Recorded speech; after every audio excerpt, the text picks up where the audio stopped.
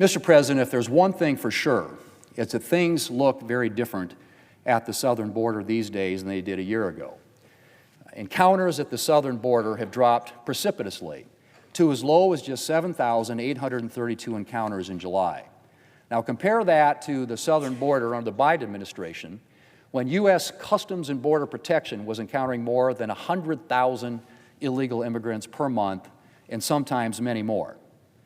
In a number of months, that number was up over 200,000. And in one memorable month in 2023, the number of encounters at the southern border exceeded 300,000. 300,000 in just 1 month. And many of those individuals were processed and then allowed to take up residence in the United States. Well, no longer. Under President Trump, illegal border crossings have slowed to a trickle, and border communities that were once overwhelmed are quiet. Mr. President, Border Patrol's El Paso sector, which covers 268 miles in western Texas and all of New Mexico, is emblematic of the progress that's been made. The sector chief says agents there are currently encountering about 40 to 50 people per day. Now compare that to the 2,700 per day that they would see not that long ago. And then there's the known gotaways. These are individuals the Border Patrol saw but was unable to apprehend. The current daily average in the El Paso sector is 9. 9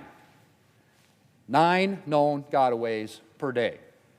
Last summer, it was 400 per day in that sector. 400, Mr. President. And one has to wonder just how dangerous some of these individuals were who were avoiding law enforcement, considering that a lot of illegal immigrants, encouraged by catch-and-release policies, actually sought out Border Patrol during the Biden years. Now, Mr. President, under President Trump, the situation at the southern border has been turned around. Our laws are being enforced. The wall is being built, and criminal, illegal immigrants who had taken up residence in our country are being arrested, detained, and deported. Thanks to President Trump's leadership, we've made an incredible amount of progress. And we need to sustain that progress for the long term. And that's why Republicans made a generational investment in border security in the One Big Beautiful Bill. That includes funding to finish the border wall and hire more Border Patrol and ICE agents, plus additional detention space and deportation capacity.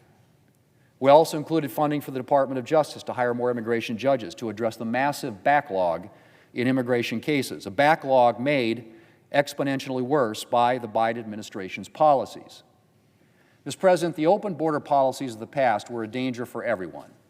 The chaos at our southern border under the Biden administration was an invitation to terrorists, criminals, and other dangerous individuals to enter our country.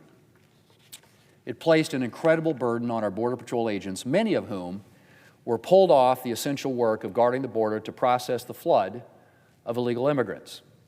And it placed a big burden on border cities and non-border cities as well, who struggled to deal with an influx of migrants.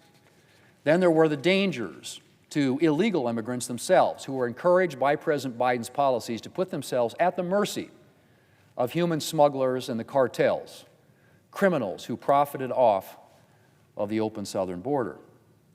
In fact, Mr. President, the New York Times reported in 2022 that human smuggling had become a $13 billion business for the cartels, ballooning from $500 million just a few years earlier.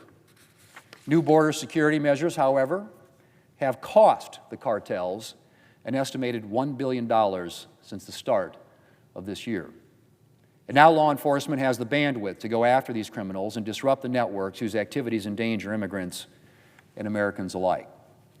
Mr. President, we have a responsibility to keep America safe, and that starts with security at our borders. President Trump takes that responsibility seriously. He's acted swiftly to turn the disaster at the southern border around, and Congress has acted to support that mission and make the success we've seen these last few months the new normal. And that work continues. And I'm grateful to the men and women on the front lines carrying out the important work of enforcing the law and making America safer.